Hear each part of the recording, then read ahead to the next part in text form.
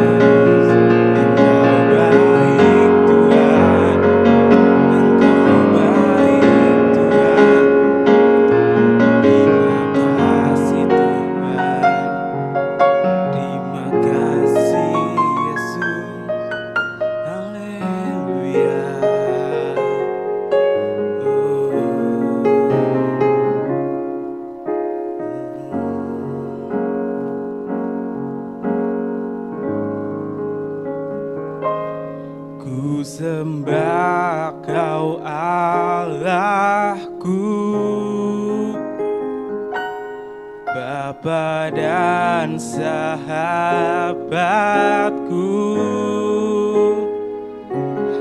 Kau yang pedulikan seluruh hidupku.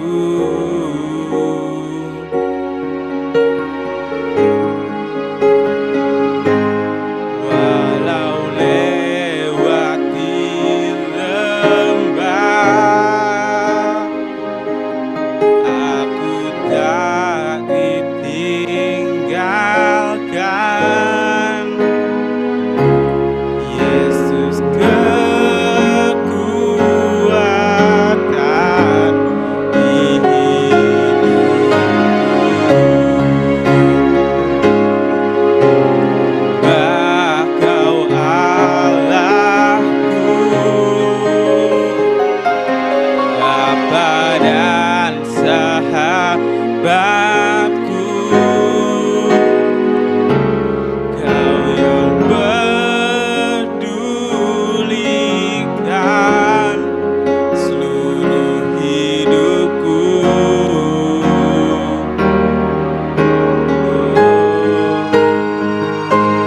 Walau lewati lembah, aku tak ditinggalkan. Yesus kekuatan di hidupku.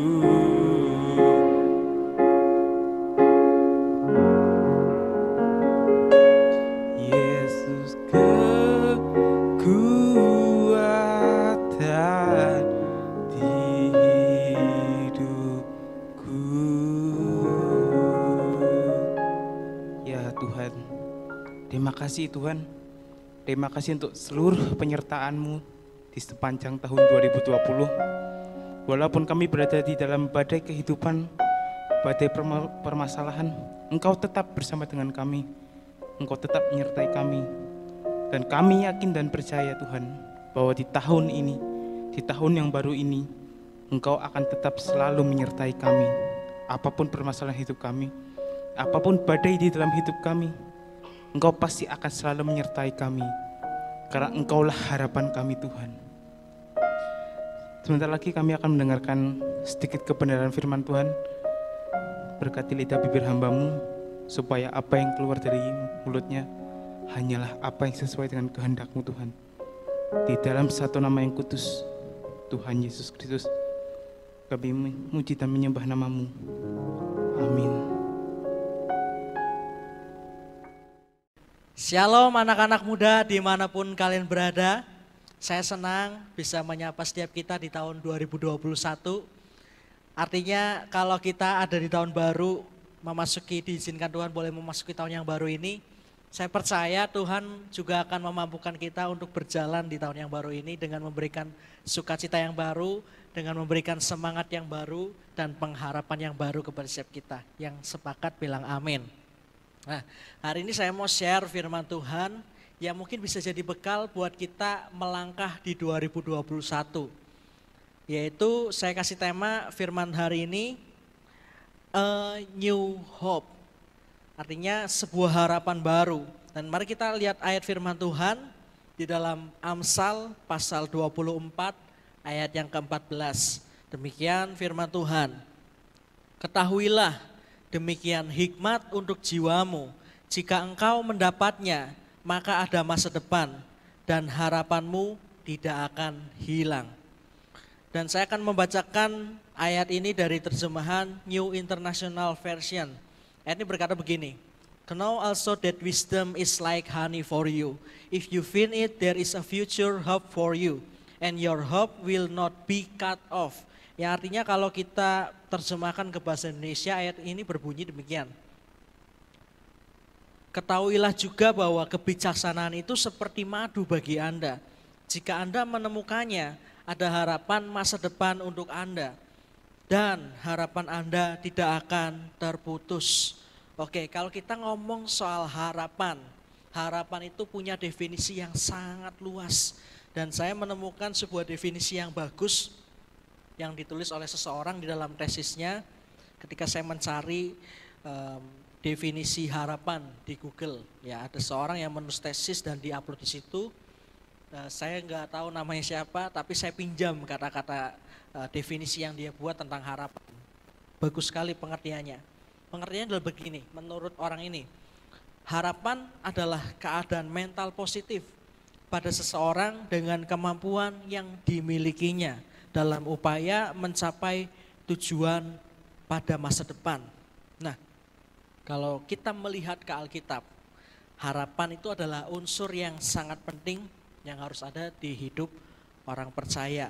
Makanya kalau kita baca Alkitab kita, ada firman Tuhan yaitu iman, pengharapan, dan kasih. Ayat itu ada di 1 Korintus pasal yang ke-13 ayat 13. Demikianlah tinggal ketiga hal ini, yaitu iman, pengharapan, dan kasih. Dan yang paling besar diantaranya ialah kasih. Nah, ini adalah hal yang harus ada di hidup orang percaya. Harapan adalah unsur yang harus ada di hidup orang percaya. Nah, sejak Yesus mati dan bangkit bagi kita semua, bahkan naik ke surga untuk sediakan tempat bagi setiap orang percaya, kita punya keyakinan bahwa Allah kita sanggup, God is able. Tuhan sanggup mengerjakan segala sesuatu yang baik dalam hidup kita. Pengertian segala sesuatu yang baik dalam hidup kita bukan berarti kita akan terus mengalami keadaan baik-baik saja, tetapi Tuhan bisa mengerjakan segala sesuatu yang baik dalam hidup kita itu dalam bentuk Tuhan kasih kita pendidikan karakter kita, diberikan permasalahan untuk menguji karakter kita semakin baik. Kita diberikan sakit penyakit supaya kita semakin mengasihi Tuhan, atau kita mungkin dikasih permasalahan yang gak kunjung selesai supaya kita terus berdoa dan itu membuat keadaan kita semakin baik. Ya, sampai sini paham ya, Tuhan itu memberikan kepada kita keadaan yang baik dalam pengertian yang tadi.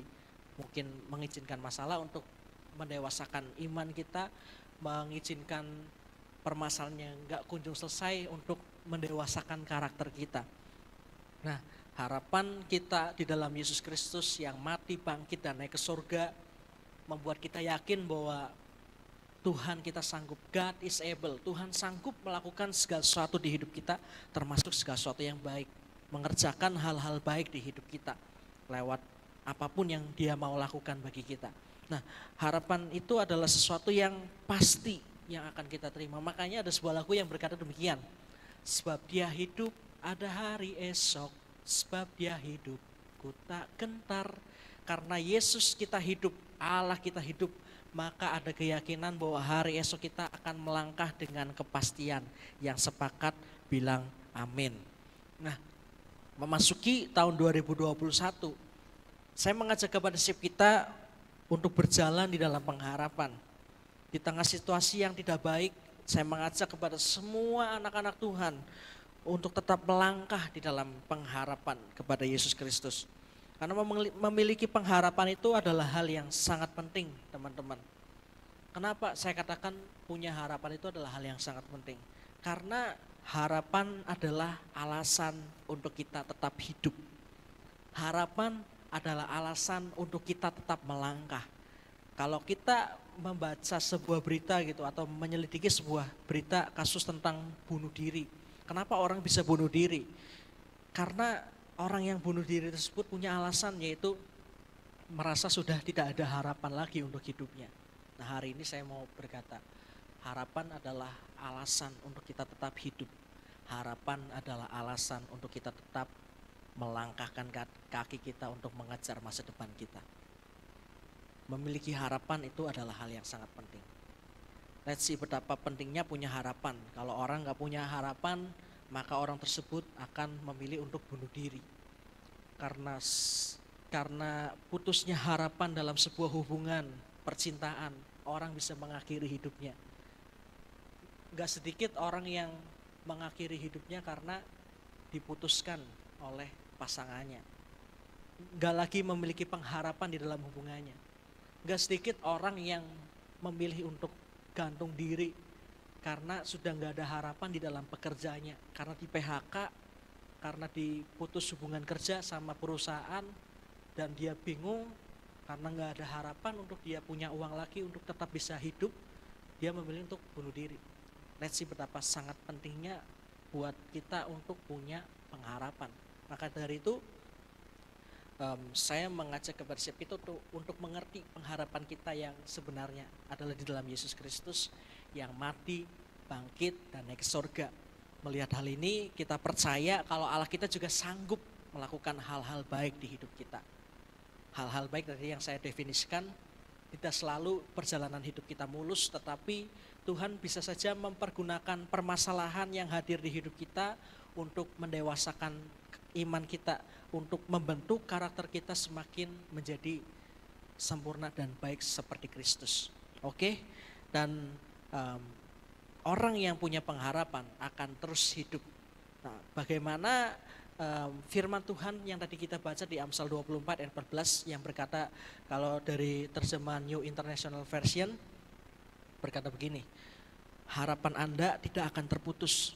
Gimana caranya harapan kita nggak terputus? Kalimat sebelumnya berkata, jika Anda menemukannya. Menemukan apa? Kalimat sebelumnya lagi, yaitu kebijaksanaan atau hikmat ya.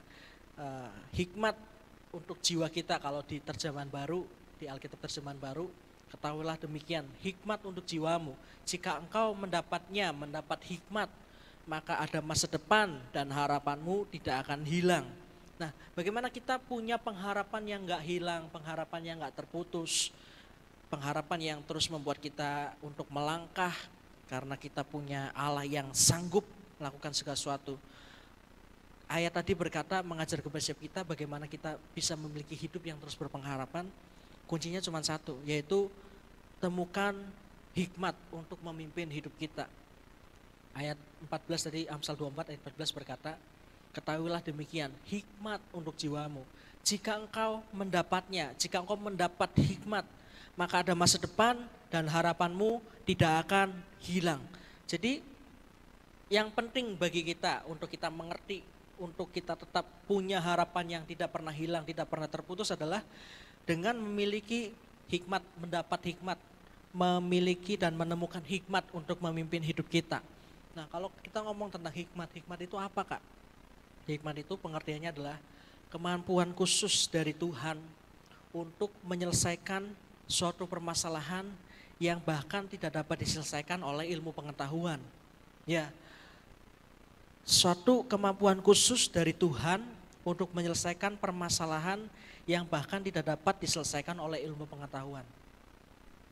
Kasus-kasus yang begini, misalkan ilmu pengetahuan udah nggak bisa tolong kita lagi menyelesaikan sebuah permasalahan. Yang kita butuhkan adalah hikmat untuk membantu kita menyelesaikan permasalahan.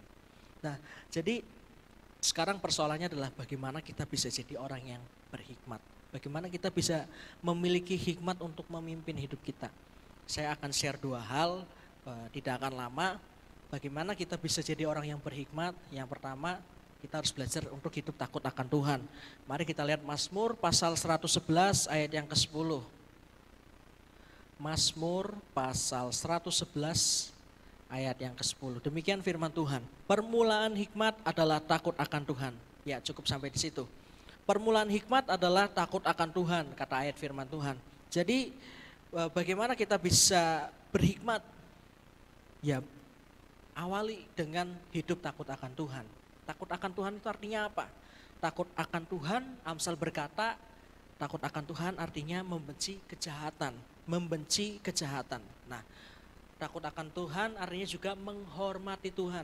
Ya, menghormati Tuhan. Kalau kita tahu fakta ini, bahwa Tuhan ada dimanapun, hadir dimanapun, maka kita akan jadi orang yang tidak akan sembarangan di dalam hidup. Kita gak akan mudah untuk berbuat kejahatan, karena kita tahu Tuhan ada di mana-mana. Tetapi terkadang manusia itu lebih lebih takut ketahuan CCTV daripada takut ketahuan oleh Tuhan. Yang pada dasarnya Tuhan itu pasti mengetahui kehidupan kita, seluk-beluk kehidupan kita. bahkan kejahatan kita sekecil pun yang mungkin orang lain gak tahu, cuman kita yang tahu, Tuhan juga tahu. Nah jadi menghormati Tuhan, takut akan Tuhan dan menghormati Tuhan dan membenci kejahatan. Kadang-kadang kita cuman membenci kejahatan di tempat-tempat tertentu. Misalkan kita benci kejahatan ketika kita ada di gereja. Kita berlagak seperti orang yang sungguh-sungguh mengangkat tangan, terlihat sungguh-sungguh menyanyi serius, melompat dan memuji dengan semangat. Padahal mungkin ketika kamu ada di komunitas yang jahat, di mana komunitasmu berkata kasar, mungkin kamu orang yang terbawa. Nah, kalau kamu mau belajar takut akan Tuhan itu enggak memandang tempat, tapi dimanapun. Membenci kejahatan itu enggak pandang tempat, tetapi dimanapun kamu berada, di tempat dimana kamu datang, kamu harus membenci kejahatan. Kalau ada komunitasmu, di tempat kamu bermain, mereka sering berkata kasar, kalau kamu belajar takut akan Tuhan, kamu enggak boleh biarkan perkataan kasar itu juga jadi habit buat kamu. Kalau kamu ada di komunitas yang mana teman-teman kamu suka minum minuman keras, suka pakai narkoba dan sebagainya, kalau kamu mau belajar takut akan Tuhan, segala kelakuan buruk atau perbuatan yang gak berkenan itu gak boleh jadi habitmu. Kamu harus bisa menjaga hal tersebut. Karena takut akan Tuhan itu tidak dibatasi oleh tempat gedung gereja, tetapi di seluruh tempat di mana kamu melangkahkan kakimu. Kamu harus belajar untuk membenci kejahatan. Karena permulaan hikmat adalah takut akan Tuhan. Kalau kita mau berhikmat, mau hidup berhikmat, belajar untuk takut akan Tuhan, membenci kejahatan. Dimulai dari disiplin kepada diri sendiri, belajar untuk enggak bohong sama diri sendiri, belajar untuk enggak bohong sama orang tua. Dari hal-hal kecil yang mungkin kadang kita pikir sepele atau kita berpikir enggak apa-apa. Bahkan saya katakan kemarin di renungan saya, karena kita hidup di komunitas yang mungkin banyak melakukan kesalahan, maka kita sering menganggap kesalahan itu bukan hal yang harus diperhatikan secara serius. Kita mungkin ada di komunitas yang melakukan banyak kesalahan dan gak lagi menganggap kesalahan itu adalah hal yang salah, tetapi jadi hal biasa. Contohnya gimana? Kalau kamu ada di lingkungan perokok, lama-lama mungkin kamu bisa berpikir merokok itu nggak salah, nggak berdosa. Ya, bukan, hidup ini bukan lagi soal boleh atau enggak, tetapi bermanfaat atau enggak, memuliakan Tuhan atau enggak. Bukan lagi soal boleh enggak sih ngerokok, boleh enggak sih pakai tato, boleh enggak sih pakai narkoba dan sebagainya. Bukan lagi soal boleh atau tidak, tetapi memuliakan Tuhan atau tidak, bermanfaat bagi kita atau tidak. Nah teman-teman, kalau kita ada di lingkungan yang demikian, membutuhkan perjuangan keras dan pimpinan Roh Kudus untuk kita bisa hidup takut akan Tuhan. Karena sulit untuk tidak terbawa oleh arus dunia. Maka dari itu saya mengajak kita untuk mengerti konsep ini. Takut akan Tuhan artinya menghormati Tuhan. Senantiasa patenkan di dalam pikiranmu bahwa Tuhan itu ada di mana-mana, mengawasi setiap gerak-gerikmu. Kalau kamu ngerti hal ini, maka kamu gak akan sembarangan dalam bertindak. Seperti kamu ada di sebuah supermarket yang ada CCTV-nya, kamu gak akan berani untuk mengambil barang di situ dengan tidak membayarnya. Paham sampai sini ya? Oke, itu yang pertama, bagaimana kita bisa jadi orang yang berhikmat, yaitu dengan cara hidup takut akan Tuhan. Karena permulaan hikmat adalah takut akan Tuhan, kata Alkitab. Oke, yang kedua, Mazmur 19 ayat 8 berkata begini. Mazmur 19 ayat 8. Taurat Tuhan itu sempurna, menyegarkan jiwa, peraturan Tuhan itu teguh, memberikan hikmat kepada orang yang tak berpengalaman. Oke, yang kedua apa yang bisa membuat kita berhikmat? Yaitu membaca Taurat Tuhan atau membaca firman Tuhan. Kata ayat firman Tuhan tadi berkata begini, Taurat Tuhan memberikan hikmat kepada orang-orang yang tak berpengalaman. Kata membaca di sini atau pengertian dari membaca yang saya maksudkan di sini bukan berarti hanya sekedar membaca sebagai kewajiban kita sebagai orang Kristen. Tetapi yang saya maksudkan dengan membaca adalah benar-benar membaca sampai kita mengerti apa yang Tuhan inginkan untuk kita kerjakan di hidup kita. Mazmur 119 ayat 99 berkata, firman Tuhan itu akan membuat kita yang membaca bisa lebih berakal budi daripada pengajar kita. Kalau kamu punya guru dan kamu suka membaca firman Tuhan atau Taurat Tuhan, kamu bisa lebih berakal budi daripada gurumu. Nah, itu kata Alkitab, kata firman Tuhan. Nah, tadi saya katakan kata membaca yang saya gunakan di sini bukan hanya sekedar karena saya Kristen, jadi saya harus baca firman Tuhan dan nggak peduli mau ngerti atau nggak ngerti maksudnya. Enggak begitu. Tapi yang saya maksud dengan membaca firman adalah baca sampai kamu menangkap dan mengerti apa yang Tuhan mau lakukan dan kerjakan di hidupmu. Yang mengerti bilang amin. Nah, membaca firman akan memberikan hikmat kepada setiap kita.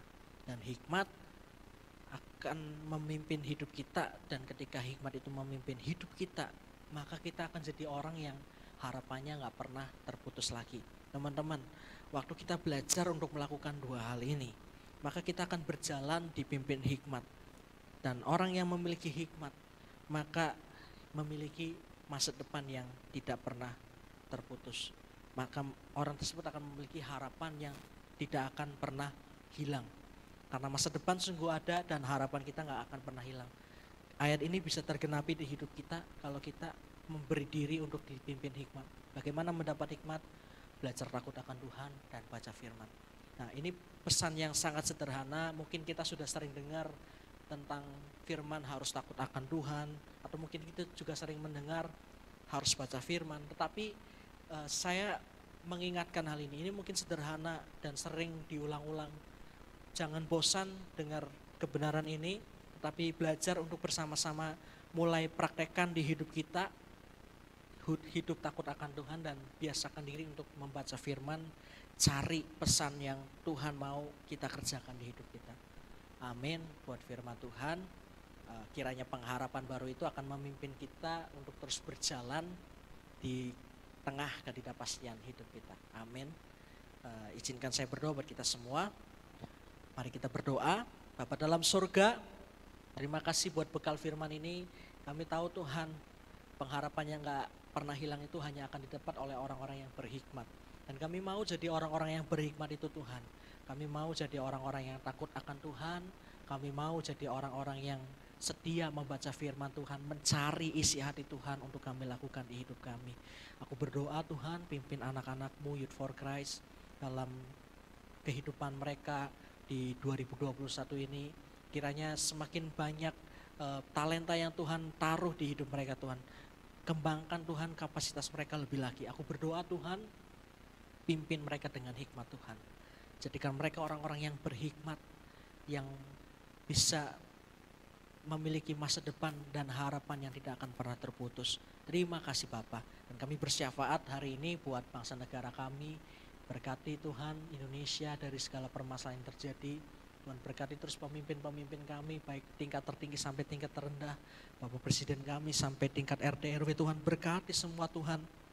Mereka wakil-wakil Tuhan yang Tuhan pakai untuk memberkati dan mensejahterakan bangsa ini. Terima kasih Tuhan.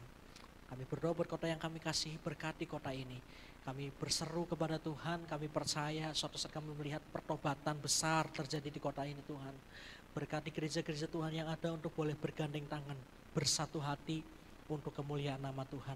Aku berdoa Tuhan, kiranya kerendahan hati boleh Tuhan berikan kepada seluruh hamba-hamba Tuhan di kota Pemalang, supaya mau bersatu Tuhan, menjadi tubuh Kristus yang tidak lagi terpecah karena denominasi ataupun tembok gereja Tuhan. Terima kasih Tuhan.